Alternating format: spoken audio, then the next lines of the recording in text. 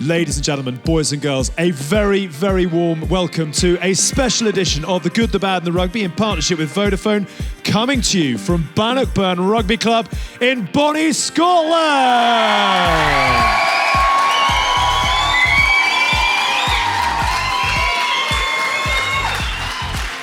You can tell so much about how the night is going to go from the first cheer of the evening, and we're in for a good one tonight. So, ladies and gents, we've had a really, really good day in Bannockburn as part of the Vodafone Lions Legacy Tour. Let's have a cheer for Vodafone, who've helped us put today on. And everybody who follows The Good, The Bad and The Rugby by now will know that Vodafone are essentially helping the British and Irish Lions support grassroots clubs return to rugby, and everyone in this room tonight will know just how important that is after a pretty horrible couple of years. We've had a brilliant day. We arrived nice and early. The sun has been in the sky throughout, which is pretty rare in this part of the world. Even in March, we've got sunburn in the front row. You can take the kids out of Scotland, but you can never get Scotland out of the kids. So we have been coaching the minis today, and Hask did extremely well not to make them cry. So that in itself was a minor victory. Well done to Harriet and Casey, who I want to give a shout out, who are brilliant. Milo and Jack as well. Some brilliant, brilliant kids here at Bannockburn, absolutely giving it their all. We've had an epic crossbar challenge. Well done to the British Army Scotland. I don't know if we've got any of them here today. They've gone, so let's boo British Army Scotland. They came, they saw, they conquered, they've gone elsewhere. They did a very good job on the crossbar challenge. We watched Bannockburn ladies beat Clydebank and Paisley.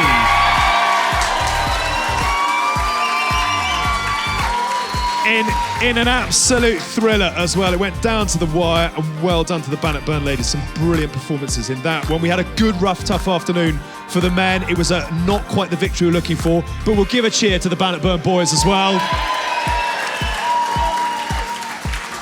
And well done to our very own Lord Mike Tyndall, who got his boots back on at the age of 79, still running crash ball lines at 79. A cheer for the Lord, please, ladies and gents.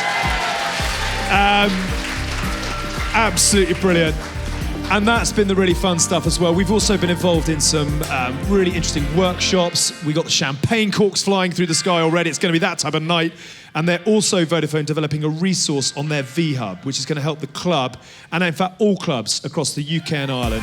It's going to help small businesses develop their digital capabilities following the pandemic. There's going to be sponsorship advice, and financial advice, social media advice, etc. And a brilliant big up, and thanks to Canterbury as well, who are going to provide new kits for the club as well. So that is brilliant. Good on them. Right. I can tell you this is going to be a much better show if we fill these seats. So without further ado, let's bring up two of the sort of homegrown talent in this part of the world. They've got over 100 caps between them. It's a real pleasure to have with us tonight the former Scotland captain and Saracens fly half, Lisa Martin, and 55 caps, 20 tries, and a British and Irish Lion, ladies and gentlemen, Tommy Seymour. Welcome to the stage, Lisa and Tommy.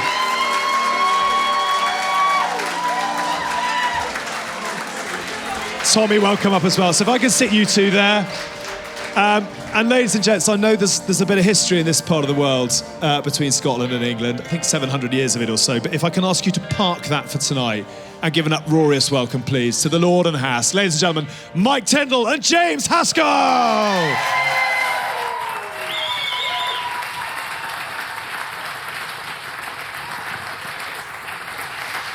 This is where we need the death march music from Star Wars.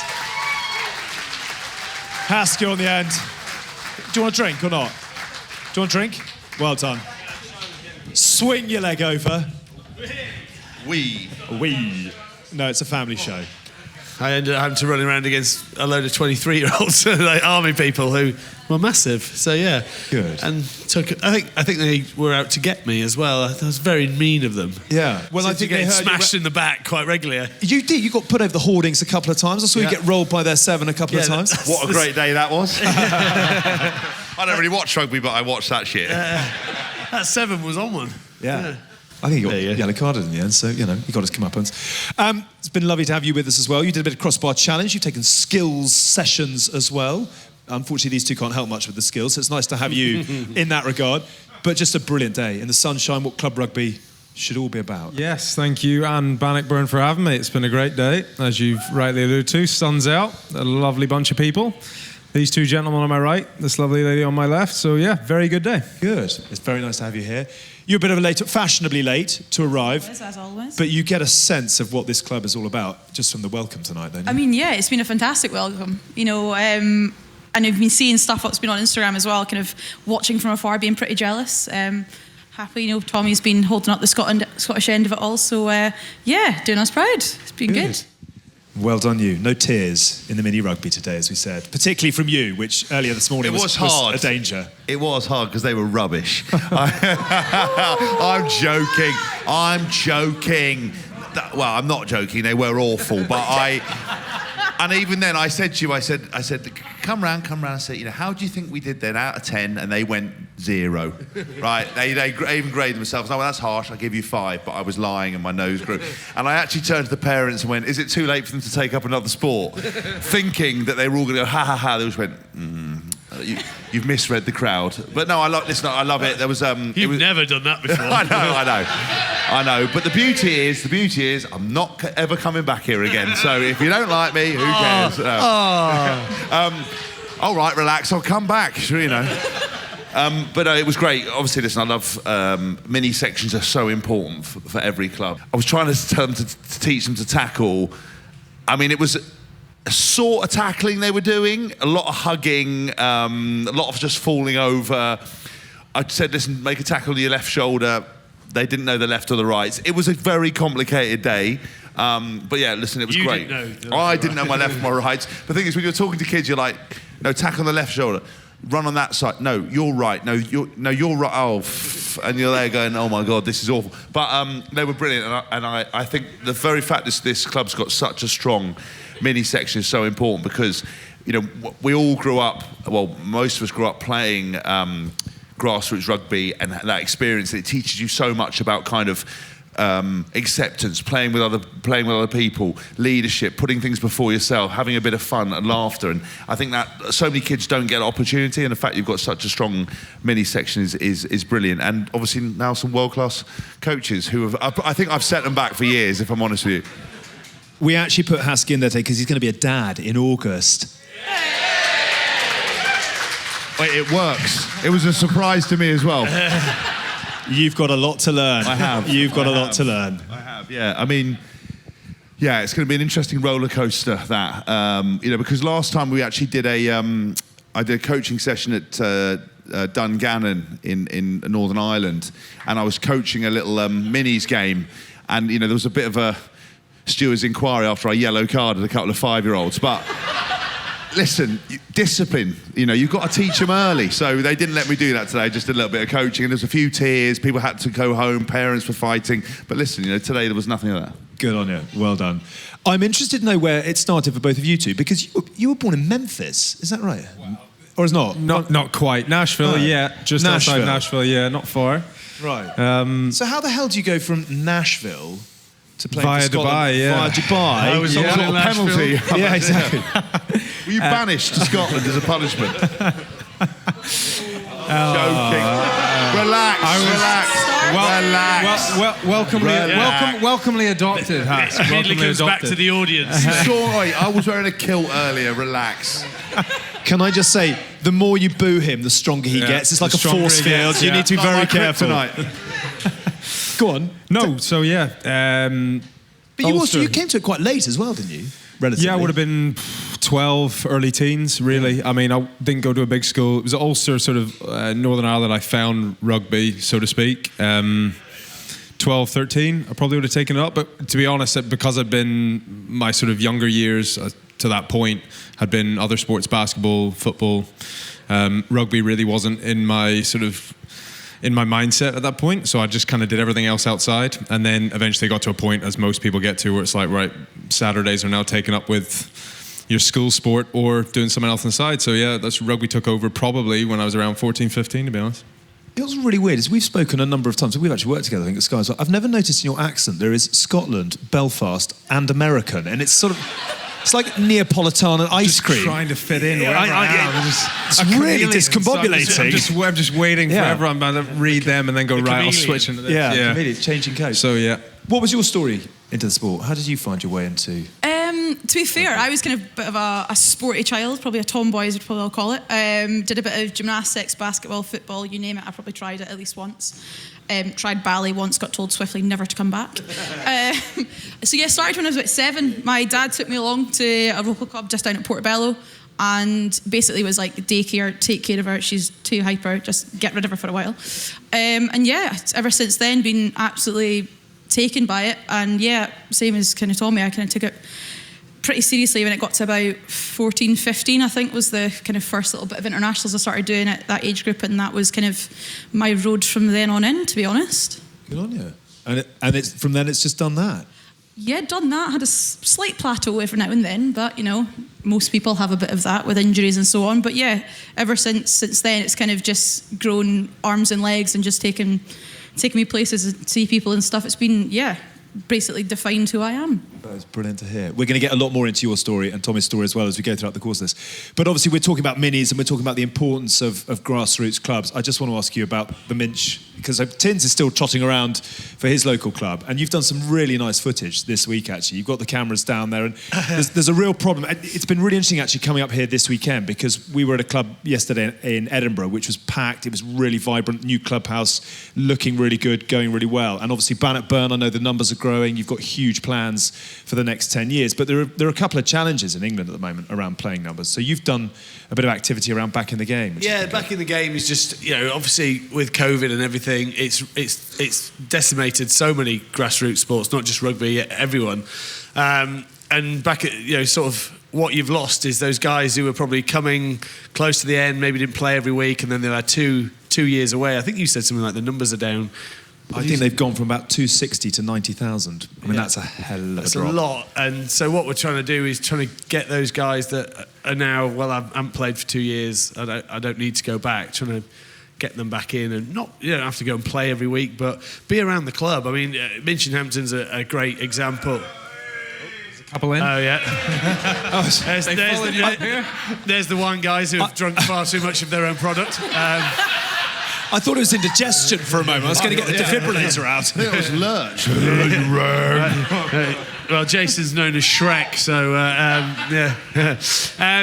and I've lost where I was going. But we've got such a strong mini section off the back of it. But now we've got girls. We've got a specialised girls team on the Sunday, and then we're always trying to increase the number of women that we have, because I think that's really important. It was great to see the girls playing out there today. Well done, the ladies. Because in a realistic point of view, the biggest obstacle for anyone coming down and playing rugby is mums worried about them getting injured or not actually seeing what club rugby brings, the social side of it, the discipline that Hask talked about, and having more, including the women, to be playing, and it means they'll stay at the club longer, the kids will stay at the club longer, more kids will be exposed to rugby, and further down the line it makes rugby a stronger sport. So we need to get behind women's rugby and drive it forward. Do you think there's more growth in the women's game at the moment than the boys? Are you seeing, obviously you've played France, you're playing in England at the moment, obviously captained your country up here. I mean, the journey that your sport has been on since you've been involved in it, how would you measure that? Oh, it's been astronomical. I don't think there's a way to properly measure the impact it's having. You know, when I first started, you basically had to pay your way to be part of everything. You know, hand-me-downs, this and that. You know, it's just a bit of a side thing. Oh, yeah, you play on a Sunday, kind of take what you're given. Whereas now, instead of being grateful for things, we're asking for more, because we want to have better platforms to show what is possible. You know, I remember growing up, this all sounds so tacky, but I remember growing up being like, I would be the first woman to play for the Scotland's men's team, because I had no idea Scotland had a women's team, like ever, at all. But now to be able to show young kids and get noticed or whatever and be like, you know, this is a possible avenue is huge. And I think it's only going to continue growing off the back of, you know, World Cup qualifications and everything like that. So I think it is growing, and it's going to continue to grow and get bigger and bigger as well. Should we have a cheer for the All the Scotland ladies? Well done, the ladies, on getting to Rugby World Cup 2021. Taking place this year, of course. I was just saying, no, it's simple crowd pleaser. Obviously, the girls are loud as hell, so all you have to do is so talk easy. About girls rugby in Scotland's the best. Win! win the crowd over. Yeah. The best thing is it's like going back 20 years. The girls' table is generally the rowdiest. I did Sutton Coldfield, Sutton Coldfield Rugby Club. Times are good. The weekend, but it was their centenary. Girls' table, the loudest, most drunk. Good on them. If only we could get the men's game back. Oh, I thought you were going to add to that. No, you're good. So, one of the things that's been really interesting about this Vodafone Lions Legacy Tour that we've been on is that every club we've been to so far has had a different focus. And the really sort of special thing about Bannockburn is the association with the vets. Now, normally, when you talk about vets, you're thinking of people who are 85, still trundling around in their kit from the 1960s, still doing a job. But actually, the really special thing here is that the vets that we're referring to are much more around the Army, Navy, and RAF veterans and those who are still serving. I know we've got a number in the room, so now it's time for you to make a bit of noise. If you're a vet or your military association, let's have a cheer tonight, please. And a cheer for our military as well. And the reason that we're here is that Bannockburn have an incredible veterans programme to help men and women transition out of the forces and into civilian life. And we all know that rugby clubs are so much the heart and soul of the communities around us. They're the place where we come to play, exercise, socialise, to look after our mental health, to make buds and to make really, really good times as well. We are going to talk more about this a little bit later on, particularly with the gent who's had such an impact at this club, the one and only Jimmy Samuel, ladies and gentlemen. Jimmy and the women. Jimmy, we're looking forward to having a chat with you in a moment or two.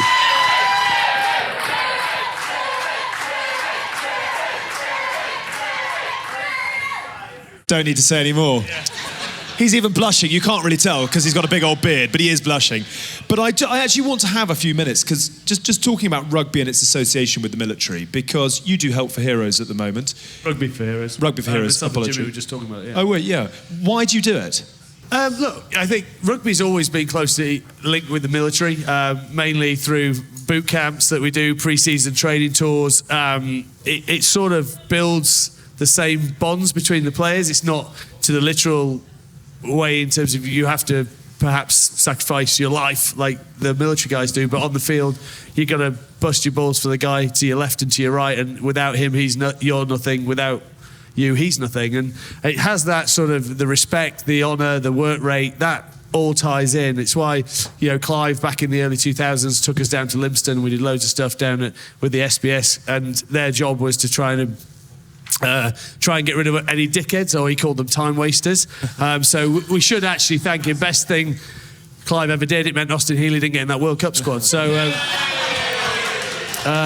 it was genius. Do you remember just thinking about it? So in 2007, we went to we were supposed to go to Portugal, right? And they loaded us on a bus. And we're like, oh, something doesn't smell right. And we thought it was one of the front row. So anyway, we got on this bus and we ended up turning up at Poole and doing some stuff with the SBS, right? And we were there, and it was they were very standoffish. It was the first time any team had ever worked with the SBS. Obviously, you know, like the SCS, you had your Andy McNabbs and guys like that who'd shone a bit of a light on the SF stuff. But the SBS never really worked with anyone. So very standoffish. And I remember we got put into teams, and I got put in a team with Ronnie Regan. You know, Ronnie Regan, English, you got right, Bab, everything okay, don't worry about that, right? Thick as porridge, right? And he, well, I just remember this thing going about, like, you come out of these things thinking you're going to have a really good learning experience. I'll never forget that we were on the beach, and you had to do these boat carries, right? So we had this team, and the idea was 4 men carrying these boats, other guys would run behind. When you got tired, you'd shout, swap in. Well, so I got it, young buck. I was only, 21 at the time. Got on there, Fraser Waters, Johnny Wilkinson, a couple of other people, and we're there running along. And Ronnie Regan's running behind, about 200 metres behind, right? And we're running, and the SBS guys got really upset because Ronnie isn't joining in, and he's carried it. And Ronnie's gone, here, Hask, swap in, Bab, swap in, right? So I've gone, all right, 30 seconds later, swap out, Hask, swap out, right? So we're running along, and we're coming nearly last, right? And as we're running, we go past this fence post, and the team in front of us was Tom Palmer, Lawrence Dallow, Simon Shaw, guys, right? And suddenly, as they're running past this fence post, their canoe shears off them, right? Swings round at 90 degrees, takes the whole team out, and the third place team, and we run past them. And all I could hear was Ronnie Reed going, here, espionage, Bab, espionage, right? And I was like, why? I mean, first of all, I didn't know he knew a word that long, but I was like, what do you mean, Ronnie? He goes, espionage. Each boat had a bailer on a string for emptying water out. As he'd gone past, he'd lashed their bailer round the fence post, and it had swung the whole thing, right? So he'd taken them out, it was like, espionage, right? So anyway, we're running along. Ronnie is out of breath. He's wheezing like a kettle. Honestly, people thought, fucking hell, tea's ready, just... We get towards the finish line, right? And I'm blowing, we're carrying this thing. And Ronnie goes, swap in, Bab, swap in. And I didn't really think. I said, yes, I swapped in. Ronnie carries the thing over the line, right? Brian Ashton, coach right there. It's like, Ronnie, unbelievable fitness, right? I'm bleeding out my arse, I just can't tell. He goes, Haskell, you need to do better than that if you want to be in this team. I was like, damn you. It was the most professional bit of work from any man I've ever seen. And it's like, when you talk about those moments, that's all I ever think about. Oh, man, to that. Never got over it either. Am I right in saying you've got military links in your family? Yeah, well, I think that's funny enough you bring up the military and you talk about the impact they have. I think everyone, to a degree, one removed or whatever it is, has links to the military. I think that's why it is so vital and so important in terms of the way we look at it.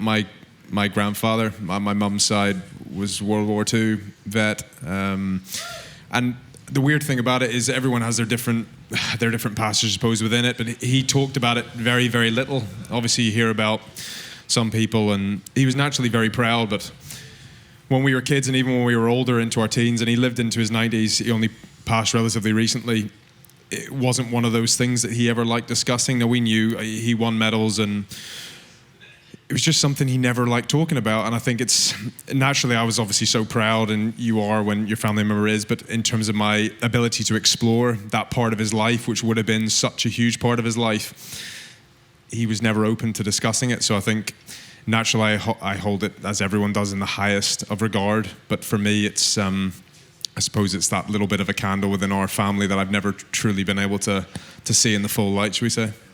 And likewise, for you, Lisa? Yeah, actually, both my mum and dad's were in the RAF. It's actually kind of how they met as well. So my dad speaks about where he's kind of been. It's kind of taken him around the world. But again, same as Tommy, there's certain things that he won't speak about and won't really mention. But he still sees that time of his life as something that really defined him and really took him then places as well. Went from the RAF to then being in the whiskey distillery. You know, apparently that was similar for him. But yeah, no, it's definitely run the family. Like, cousins have been in the Navy. One of my second cousins worked on Britannia, so got a little sneaky tour of that when it was at Ocean Terminal for a while. So yeah, it's definitely been a part that I've looked into as well, being like, oh, I might want to look down that route. Was swiftly told it's the RAF or nothing. So then swiftly walked out the door again. But yeah, it's like I mentioned, it's got really similar values to rugby in terms of it. You have a place to belong. It's part of your family. It's somewhere where you can look around and see brothers, sisters who have got the same values and same thoughts as you, and have that bond that doesn't break, that you can, look at them down the line, give them a wee look, and they know, no words really need to be said at that point, because you remember, yeah, we've gone through that together. And yeah, I think it's an occupation, it's a job that, I have the highest respect for anyone who goes down that path. Good on you. We'll have a cheer again for the vets in the room. You had a special... Top of the cap. You had a centenary. Not me. I mean, I'm looking good if I did. You're supposed to say, yeah, you are looking good, James. No, yeah. So my great, my great uncle Roy was a commando in World War II. Landed in the D-Day landings. He turned 100 the other day. Good on him.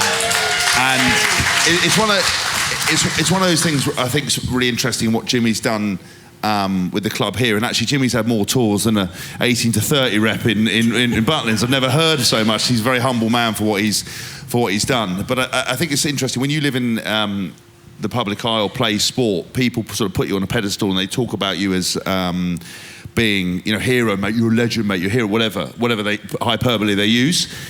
But actually, you very rarely, we talk about going into battle on the field, but it's just incomparable. You've got people putting themselves in harm's way for our safety. The people put themselves and sacrifice such large portions of their life to defend our freedom to do things that other people aren't prepared to do. And I think when I looked at my great uncle, lots of generations have moved on. We're obviously going through something at the moment, and I just think it brings back to the fact that these people were prepared to sacrifice. They truly are heroes. They truly do things that not many people can do.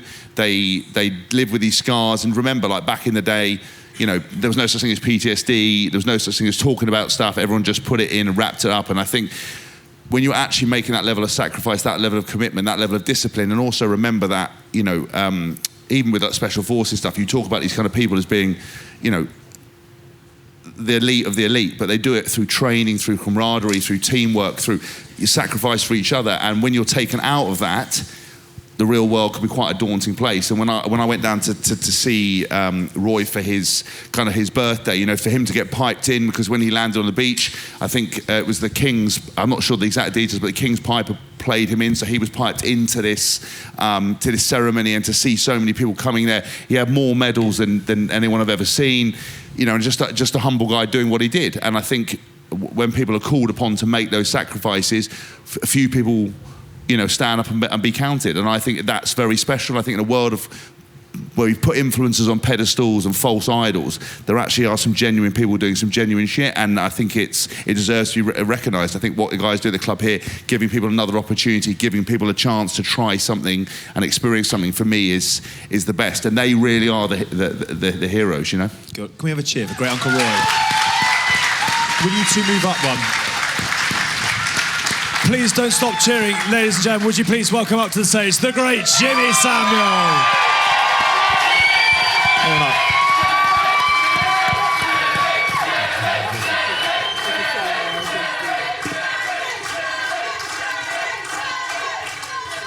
You guys. Jimmy, you've been an absolute star. You've gone up in my estimation tonight because you're wearing an Alan Partridge blazer as well with a deep maroon. The Bannockburn colours. Thank you, demo them tonight. That is always one of the great things about sort of grassroots clubs is blazers, fines. I saw people getting fined and dropping their money in the little pound thing. Apparently I'm going to get fined. Fuck you, come on then. I just think that's what makes it special. It's that sort of stuff that, Mitchell Hampton's got a need for tweed, everything's got to be tweed. It's just that keeps people on it and keeps people disciplined, and otherwise you can get loose and it can all drift apart. But that you get some naughty characters. Obviously got Jimmy, Hero, got Kirsty in the van. Do you know what I mean? Every club has some unbelievable characters, and I think that's what makes the world go round. Jimmy, you're a ledge. We've had such a good day today at your club. How much fun has this been? How good is it to see the room packed, the good people in good form, and your good self having put a really good effort together? It's amazing. To see a room full of faces from everyone, from the club, from other clubs around the area, which is great to see.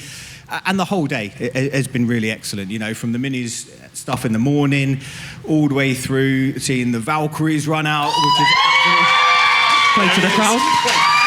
People pleaser. Quick learner. It's that woman again, honestly, you can hear her. Only dogs and cats can hear her when she reaches that level. She said earlier that everyone loves my loud voice, and everyone was like... Absolutely not. I've now got tinnitus. But yeah, the men's game, it was a tough game, and I put it together for them, but I know the boys will go into it. I know the boys will never let me down. The boys absolutely dug in blind, put their bodies on the line, like they always do every week, and it was great to see, and it's Thanks, mate. Thanks, mate. Good man. So, Jimmy, Hask mentioned your tours, and tell me if I've got this wrong. Bosnia, Kosovo 3 times, Iraq 3 times, Afghanistan 3 times. Have we left anything out of that? Afghan twice, okay. Oi, Benidorm 3 times, Cyprus, Tenerife, Ayia Napa. More battle scars on those tours, I imagine. You've been a busy boy, obviously, but tell me a little bit about your story before Bannockburn came along. Tell me about you. No, so, I joined the army in 1995, which, when I say it, I think that was about 10 years ago.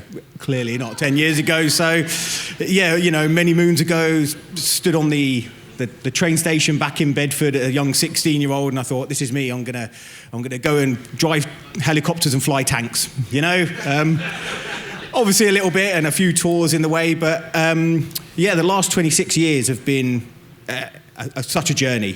Whether it was Afghan, Iraq, Bosnia, you know, Kosovo. I went to Kosovo with my now wife. It was a great time. I loved my time in the army. We talk a lot on our show about the challenges of players coming to the end of their career and moving into new things. And Hask, you've been very, very open over the years in terms of your journey with that. Tell me a little bit about how rugby was there for you, I suppose, when you made the decision to leave the army, and how difficult it is to come out of the army and back into, I mean, you called it normal life earlier. Yeah, well, yeah, I suppose I called it normal life. So there was 2 reasons I made the decision, excuse me, to leave the military. The first one was Bannockburn Rugby Club, right? So, say to the crowd. Out the park again. But the reason was for the very reason, the why of this club, you know. We're not necessarily worried about the scores or the results. What we care about is providing that opportunity for everyone to be the best version of yourself, physically, mentally, and be a shining light in the community. You know, that's what Bannockburn is for me. And we cater to lots of minority groups. You know, we don't care if you're black, white, gay, straight. We don't care if you're male, female, young, old, or economic. Whatever group you come from, we don't care. And the veterans is a minority group. You know, I say this to soldiers and they're like, oh, you can hear them cool, but we are, because we come from such a niche society. And when I left the military a year ago, I actually got out. I went through a bit of a time, to be honest, you know, a really low time, and it could only probably be grief. You know, that's what it was. I got upset, I threw a cheeseburger at a wall, just insight into my anger issues, you know, and yeah. And I sat in my car and I cried because I didn't know who I was anymore.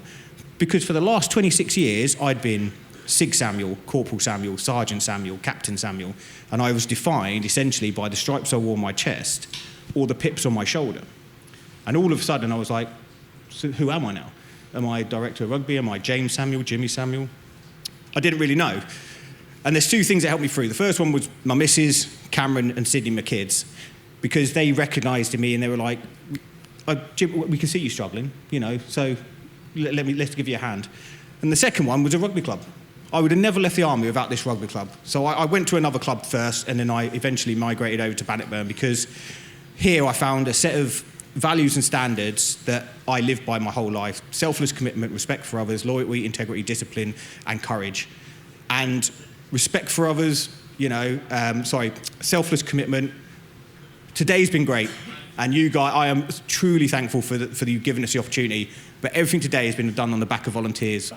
And it's those set of values that allowed me to, I mean, I had the support of my family, that's fine, but it's that experience that I thought, you know what, I can walk away from the military because I've got my community here. I've got people that will listen to me, and I've turned up to training and gone, guys, I've had a shit day today. But you know what? I run around with my mates. I have a good time. I watch the women run out. I watch the blokes run out. And I feel all right. So for me, I just want to give that opportunity to other veterans to say, look, sport, like you said, Tinds, but in particular rugby, because it's the same like James was saying, you have to put your body on the line. You have to put yourself in a dangerous situation for your mates. And it's the closest thing I can find, or I found, to being able to transition and give me a soft landing out of the military, where we can grow and just be that club where we can sit in a big room and just get on it after a game of rugby. Ladies and gentlemen, Jimmy Samuel. Superstar. Jimmy, we'll let you get on a beer. Give an enormous round of applause to the heartbeat of the club. Good on you, Jimmy. Well done, my friend.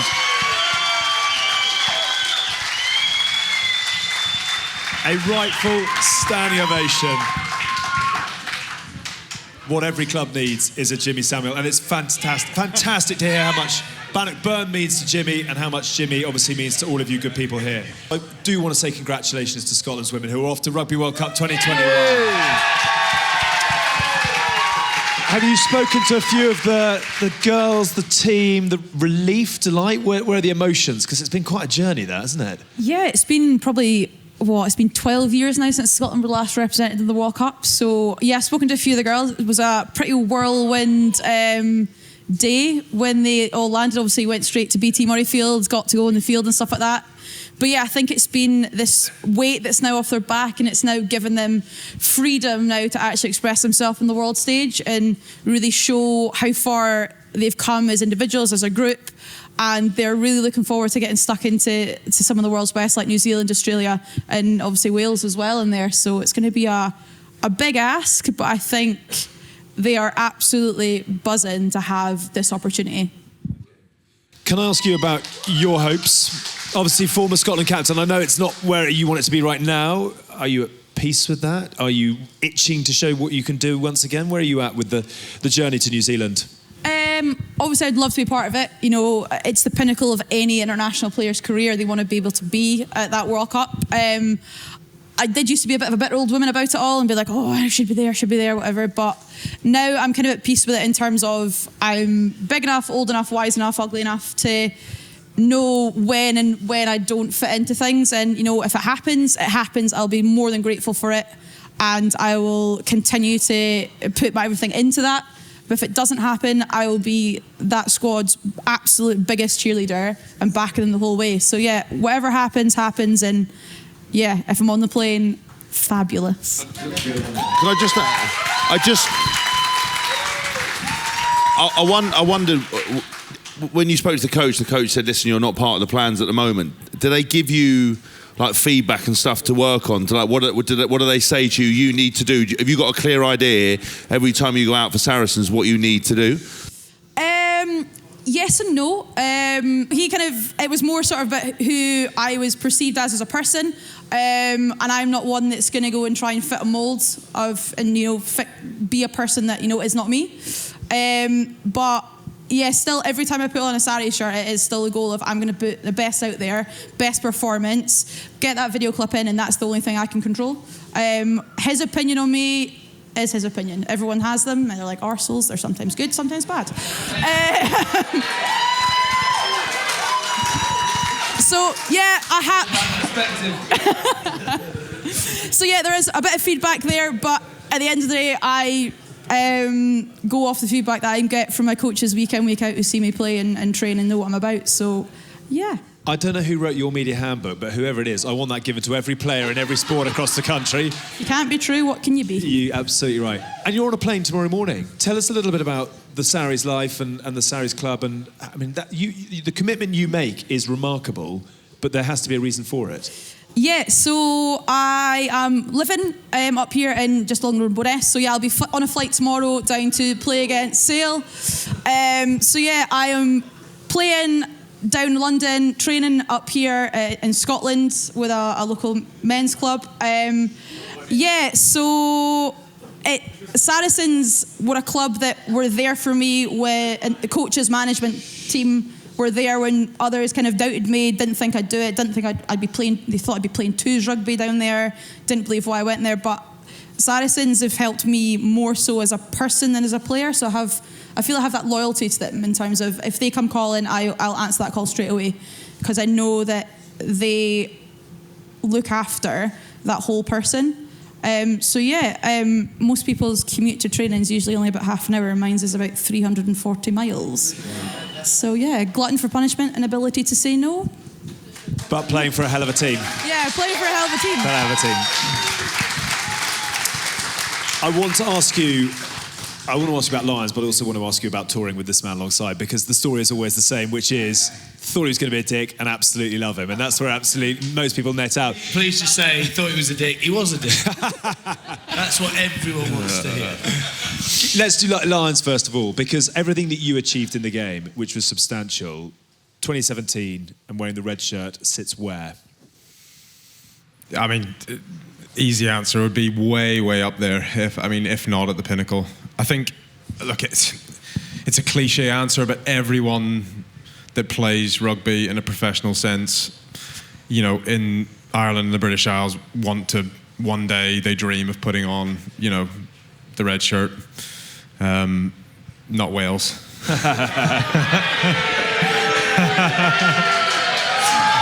We can all agree on that. No, but look, it was, as I said, cliche answer, dream come true. So incredibly special, something that I never in my wildest dreams thought I would do.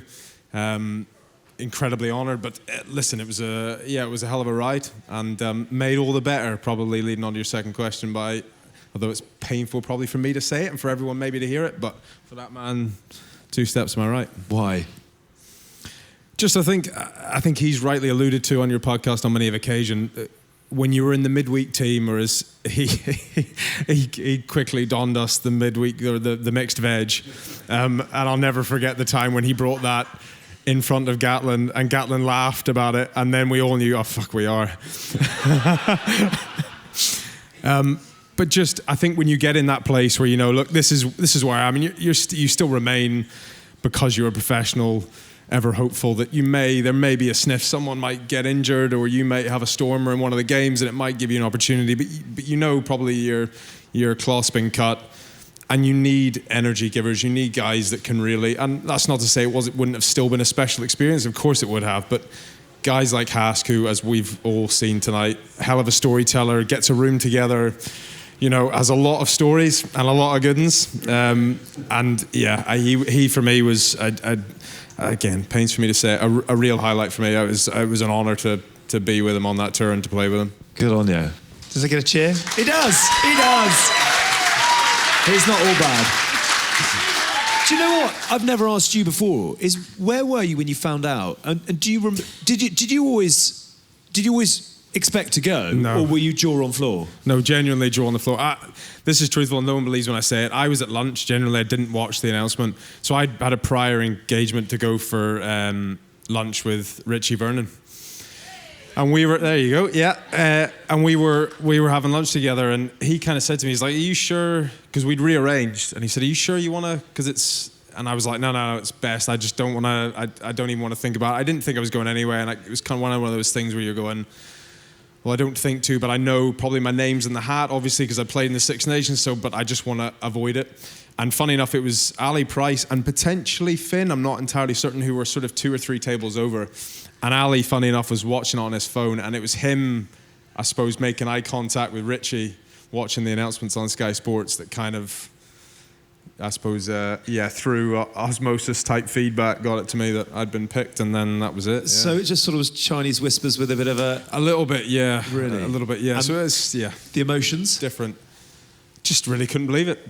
Genuinely couldn't believe it. It was a rush of various different emotions. People, then your phone starts going crazy, and you get whisked off to Murrayfield to do the announcement, and naturally, of course, Hoggy was there, and it was just a crazy, crazy time, to be quite honest, and something that will live in my memory, thankfully, very, very fondly. Good on you. You're a lion. No one can ever take that away from either of you. Do you still... It's been really good getting the two of you back together, but is it... They often talk about the look, or the... Is there something different about meeting up with Lions again? I mean, I think there's definitely something different about meeting up with the midweek veg again. I think it's... You don't understand it until you're in it, but actually, you know, when you get on a tour like that, the people who are going to be on the test side, it becomes pretty clear. You know, the number one thing coaches say is they hand out bibs and they go, don't read anything into it. And you're like, pretty sure that's a test team you picked there. Anything can play for. Well, why are they going off on a separate bus? So you turn up in New Zealand, and then, you know, from my perspective, when I walk into a room or I meet people, you immediately, the people I haven't met before, you immediately see their body language tighten. There's a bit of an intake of breath. They're like, oh, fuck, here comes this dickhead. You can see them like, I want to hate him. Like, we've had so many people on the podcast going, I wanted to punch him in the face. And I got on with him. And actually, as soon as I met Tommy, he was lovely. We said hello. I think we actually went for a couple of coffees on our own, just used to meet up and go and have go and sit down and have a little sap and a chat. And because you're training at odd hours, you know, I've said it many times, Steve Borthwick was huge on that tour because he put so much detail and love into that midweek team. If he hadn't done that, we didn't really get the attention to detail that we probably deserved. Yet they hadn't won a game until we played, I think it was the Chiefs.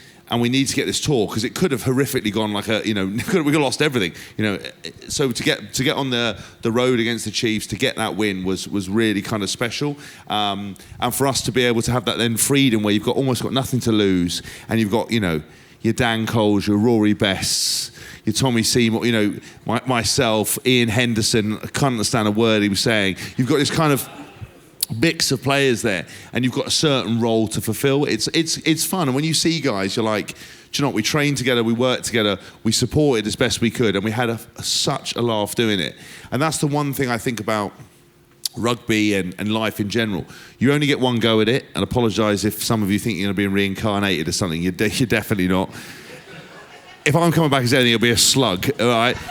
But And you've got to make the most of it. And actually, when we went to New Zealand, all those guys, across the test team, but across the midweek team, just embraced every moment. And that's what I love about seeing a club like this today. Every single team making memories, having moments, savouring it, enjoying it. Even if you're a veteran and coming back to being a player, you're having a rebirth, you've just got to enjoy all of it, because there's nothing better than sitting down at a table or seeing Tommy, give him, hug, how are you, mate, and reminiscing on those stories. That's why I love working with you two, because we have so many adventures, we create adventures, last night, it's just That's a good, it's off the record. It's just a good, fun place to be. So you do have this look, and it's always an honour to be called on the Lions tour. But you need to know your role in life and execute it to the best of your ability. Amen to that. Profound words from the Hask.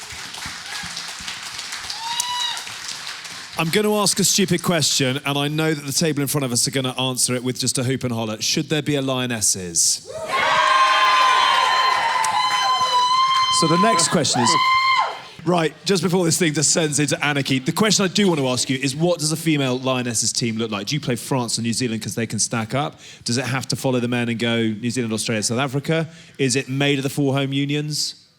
I think it needs to be probably France, New Zealand, like you say. They are probably some of the best teams they are currently in an international stage.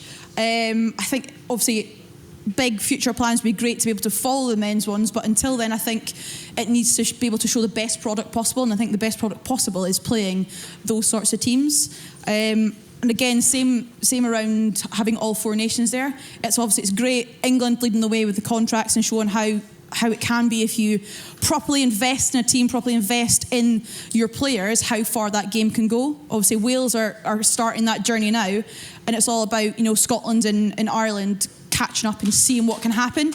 And I think once there is some equity across all 4 regions, I think that is when Lionesses Tour is definitely a really good thing to keep pushing forward with. But until there is some really competitiveness between those 4 nations, I think it's going to be really hard to have a Lionesses team that's not just predominantly your professional players who have the means and the ability to take that proportion of time off of work or away from careers and things. Yeah. The wheel is in motion. That much is definitely for sure. And obviously, well done Canterbury and Vodafone, who are part of the steering group for setting up a Lionesses. It's going to happen. I was interesting. Obviously, you had a professional contract in France. Yeah. What was it like over there? Why are they trailblazing in comparison to over here? I think just the way that they publicise the game as well. Club games, we would have about 6,000-7,000 at every single home club game with a brass band. It was insane. But it's the way that it's grown from the grassroots. The way that they look at it in terms of the development that they put in at that level, it's serious and it's intense from a young age, and they put it out on national television. They get the publicity. It's seen as an equal sport in comparison to others in the area. And when I was over in France, we were on field training 3 nights a week for 2 hours, and then we were in the gym. We were doing all the extra conditioning. This was seen as something that the girls base their life around their rugby, whereas in here, rugby sometimes has to fit around our life. So I think that's why France have just got an absolute love and an absolute want for sport, regardless of gender, regardless of who or what it is. They just want to see their teams, their local areas, their national teams doing well and doing successful, and they'll support them regardless of whether they're part of that sport themselves. Can I just ask you then, is that a federation-driven thing in terms of or is that individual clubs wanting to uplift their own identity and having women's teams, or is it a France federation thing as well that they want to drive the women's leg? I think it's a bit of both. The club is at the centre and the heartbeat of that town and that area. So everything happens around there on the Saturdays, Sundays. That is where the local area gets together, gets behind their team, their city, their town, and it's just bragging rights, to be honest. They want to see them do well, to then talk to the mate and be like, oh, here we got one over Montpellier, well done. But then it's also then driven by the federation, because they are they're funding it, they're pushing it out to, there's a bidding war from the TV stations to who gets the France Women's Six Nations matches. Like, people are wanting it, and they are encouraged to keep going for it. But I think it stems from the club and the city and the area, which then the federation then makes even wider and puts on a bigger scale. Good on them. Keep going across the board in the women's game.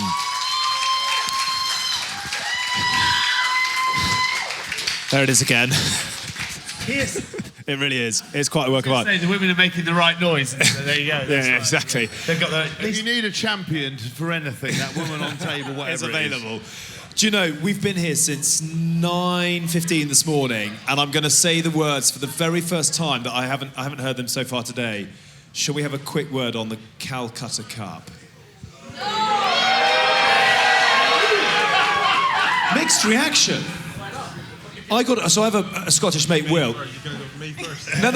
I have a Scottish mate, Will, who we bet lunch on the Calcutta Cup, and obviously I'm taking him out for lunch. But his original email said Scotland for the Grand Slam, ? So he emailed back and said, we beat England, I don't care. Is that enough now? Or is there... It is. Good. Happy people in the room. Maybe. It's always a short fix, isn't it? Yeah. Beating England, is that me? Is that me enough? fielding that? Or has it got to kick on? In my opinion, no. I don't think it's fair to, if Scotland as a nation, as we as a country have aspirations to start competing for Six Nations trophies, for competitions, then we can't be happy with doing really, short sparks of really insane rugby, or, winning really sort of, I suppose, momentous victories. That can't be where our satisfaction draws a close. It has to be a case of consistency. And I suppose from my perspective, and I know this is funny enough, I think you guys spoke about it, and I can't remember if it was Mike or Hask who spoke about it on your podcast last week when they... If it was rugby, it wasn't it. But just if it was intelligent, it wasn't Hask. Just in relation to, with the noise in terms of where Scotland see themselves and how they feel I suppose the elation that comes around one victory at the start of a Six Nations, being, okay, this is it, this is our year. I don't think, truthfully, within the camp, they view themselves every time they go into a Six Nations that, okay, this is our year, we're going to win it. Of course they'll have a race, as every union does, they want to go out and win it. But I think the external noise is actually what drives that. Oh, Scotland are ahead of themselves, or they've lost that humble. It's gone. That to me is driven from outside noise. But I truthfully believe now that it's a case of, if Scotland really want to start kicking on to the next level, we can't be happy with 1, 2, 3 wins. It's got to be consistency across the board, because realistically that only gets you so far. You have to, in order to be seen and taken seriously on the next level, it's got to be shit or bust, unfortunately. Is it coming? Oh, look. We went into that England game and England were half a point favourites. And if you asked anyone in that stadium, there was a mixed view. I'd say it was pretty much down the line who was going to win that game. And it came down to the 83rd minute, last play of the game, that, completely illegal turnover by... Get over it. Come on, Darcy Graham. I generally don't care. He's learning. Cheating bastard. Despicable. Yeah. It came down. But I want the games to go to the wire. We want to see games that go into the 84th minute. The England-Wales game on the weekend. You want I'm sat with Jiffy Jonathan Davis, and he's in the first half, he goes, "Fucking hell, these boys are shit." And I'm like, "Jiffy, they're not shit." He's like, "Why has he picked him?" Second half, he's going, "Oh my God, these guys are amazing. You can do it, lads." 85th minute, but that's the beauty of it. I think Scotland now, from 1 to 23, have a world-class 1 to 23. Now, what we saw against France, unfortunately, is if you lose the likes of Watson and then Ritchie and Ferguson wasn't in there, and a few changes up front. I think there was 6, 7 changes, and you're taking on the best team in the world. That's where they don't quite have the depth yet, but that's the only problem they have. If you get your first choice 23, Scotland can beat anyone on their day, and that's the beauty of the top 8 teams in the world right now. Oh man, it is very, very tight.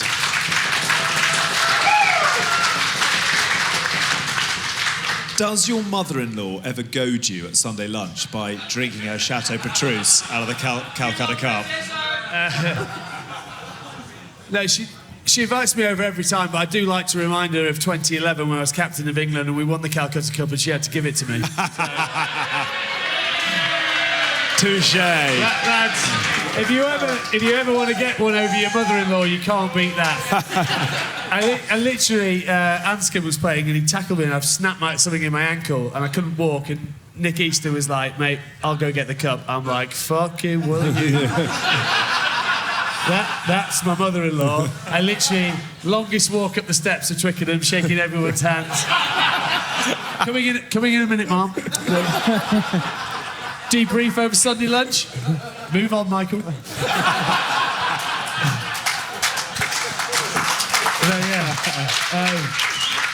She can throw whatever at me. I've always got that in the locker. So rounding it up, anyone going to beat France at the title? No, I don't think so. I mean, how much do we love the French? I mean, look, I love it. First love of all, love it. No, but France are unbelievable at the moment.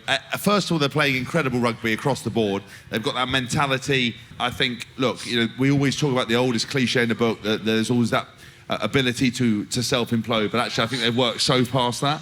I think the very fact that you've got Sean Edwards, that little Anglo-Saxon mentality, in with the chic of Galtier, Ibanez, they just seem on fire. They seem to be enjoying what they're doing. They've got strength in depth. They so much was built in the under-20s. They're now looking fire. And to be honest with you, I think the world is a better place with a strong French side.